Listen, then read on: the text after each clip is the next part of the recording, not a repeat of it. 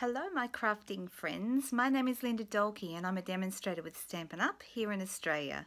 Today I have something really cool to show you. It's a different technique with the Stamparatus, which is our new stamp positioning tool, but it makes a really cool wreath. I guess you call it the wreath technique, but really what I wanted to show you how you can use it for all kinds of cards from Christmas to all year round.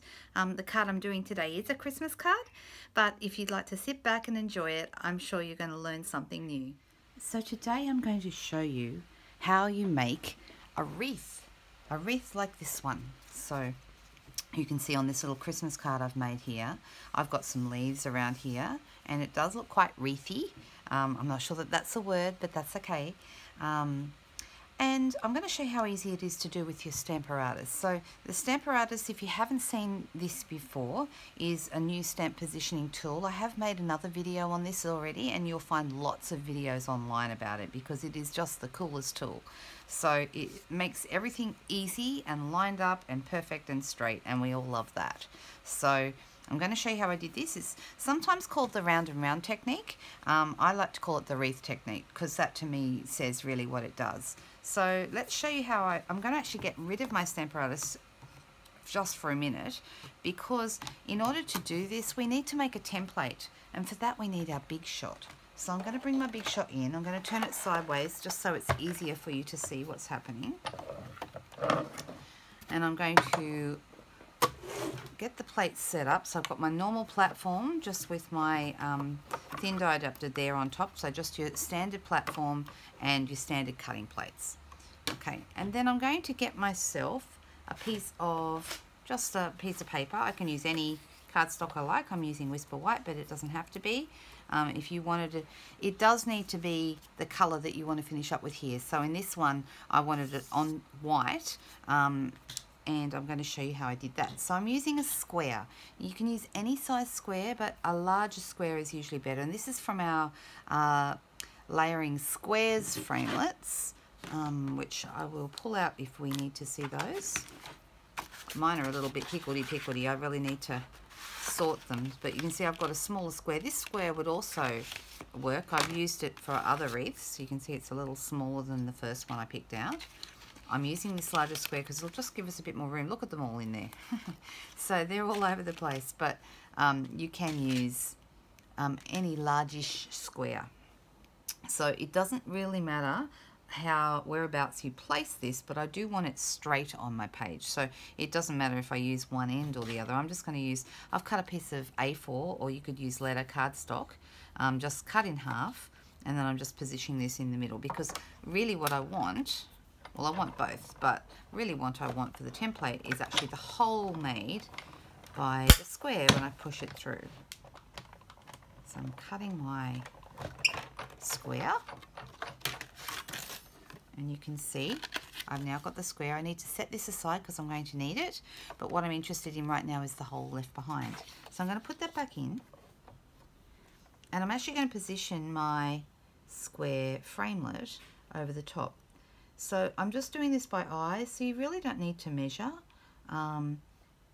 What you want to just make sure is that all your triangles made here by the edge of the die are all the same size and in the center. So that looks pretty good to me. I'm going to pop that through as well. It makes a cracking sound when we go through, but that's perfectly normal. Don't ever worry about the noise that the big shot makes. It means it's working. Move the big shot out of the way because we're done with that now.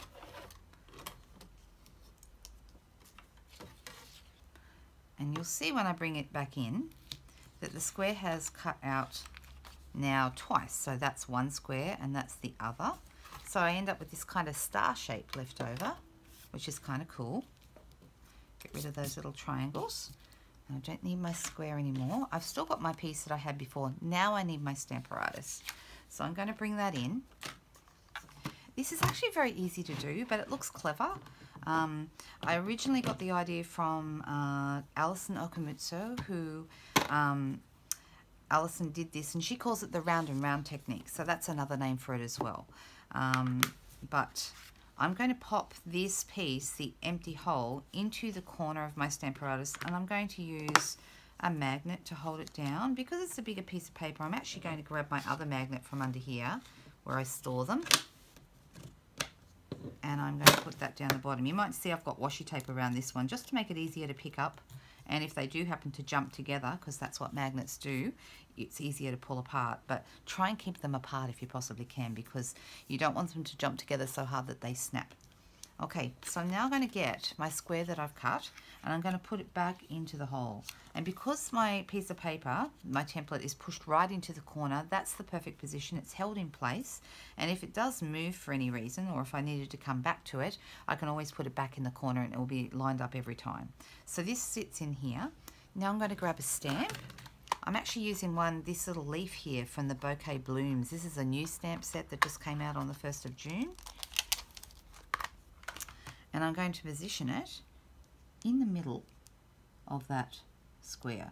Now you can start the other way. You can start this way and put it here. But what I find, I did do this one time, and I found that because I sort of put it up a little higher, that then meant that it went over the edges when I turned it. So that'll make sense in a second. So I would recommend normally starting with the square perpendicular to the sides of the cardstock. So with the straight edge across. And we're going to put that just inside. I'm putting it kind of on an angle because that's how I'd like it. You can see here it's on an angle. And then I'm going to bring my plate over from my Stamparatus. I'm only using one plate. I don't need the second plate. It's going to pick up the square as well because it's dry. It hasn't got any ink on it, but that's okay because we can just put it straight back in the hole. It's always going to be in the same place, right? Okay, then I'm going to grab some ink. I'm using Granny Apple Green, which is a brand new colour. Came out, it's in the Brights if you're looking for it. And it really is the colour of Granny Apple, Granny Smith's.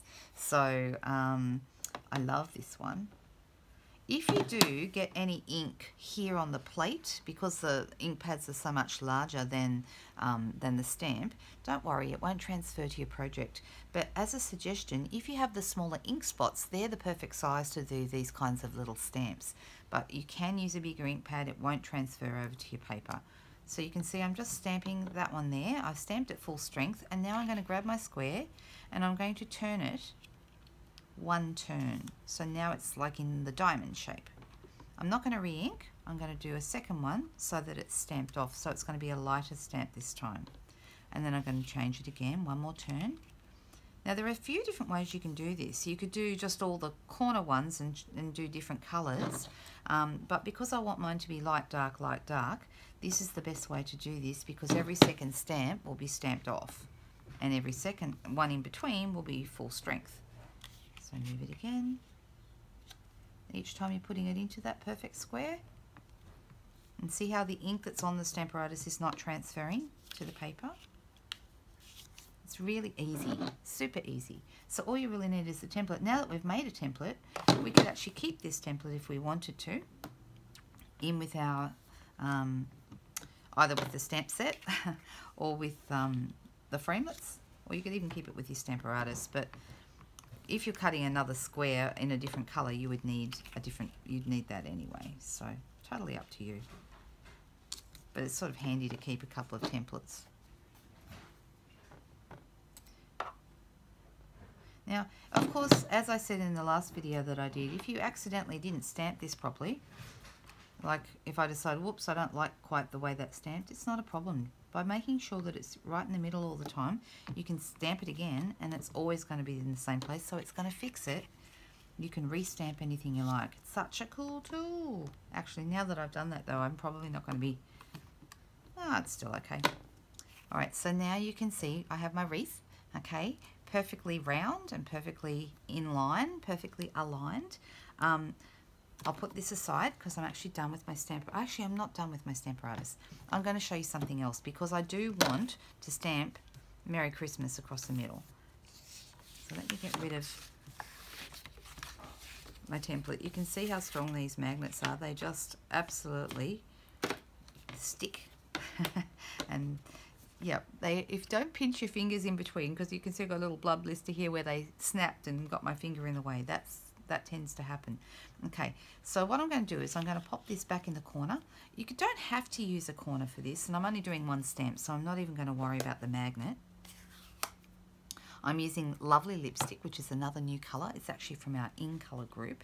And this Merry Christmas that I'm picking is from the Star of Light set. I really love this Merry Christmas. It's a great one. So let me grab that out. My stamp is quite stained because I've used it a lot, and mostly in red, as you can see. So I'm just going to position that across here. Yeah, that's pretty good. Oh, I need to change. So now this is where I have my leaf. I'm actually going to turn it around and use the other side of my plate. Or I could use the other plate because there's two plates, but I'm only using the one plate.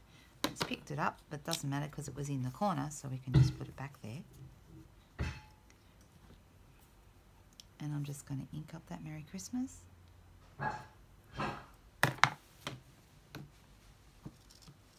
Make sure it presses in.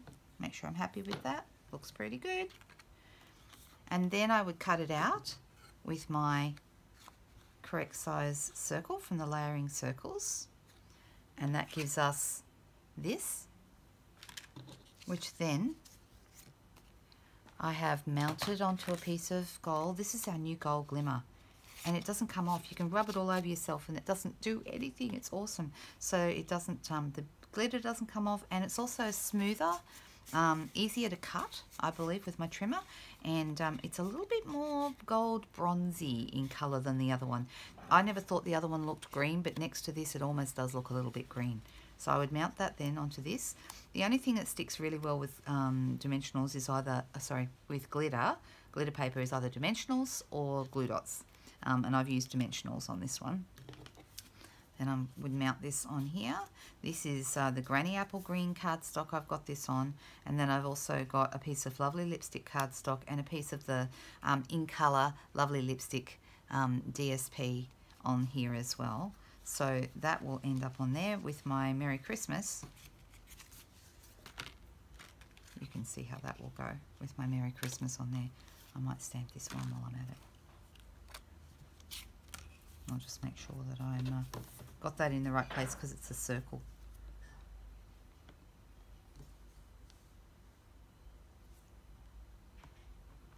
Make sure that I'm happy with that. There we go. I've got my Merry Christmas. And you can see how that all comes together. So, I hope you like it. It's a pretty simple little technique, but it's a lot of fun. And you can use any kind of, it doesn't have to be a leaf. You could use flowers, you can use hearts. I've done it with stars. You can do it with all kinds of things, and it's heaps and heaps of fun.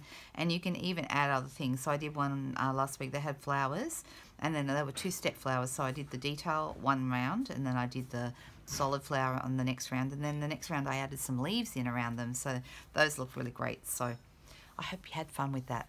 It's a great technique. Another fantastic thing that your Stamparatus can do. It is a fantastic tool. It's available now in Australia, available now everywhere that Stampin' Up! Is. In Australia it's $85 and you will use it over and over again. So useful, and it's a fantastic tool. Have a great day, guys.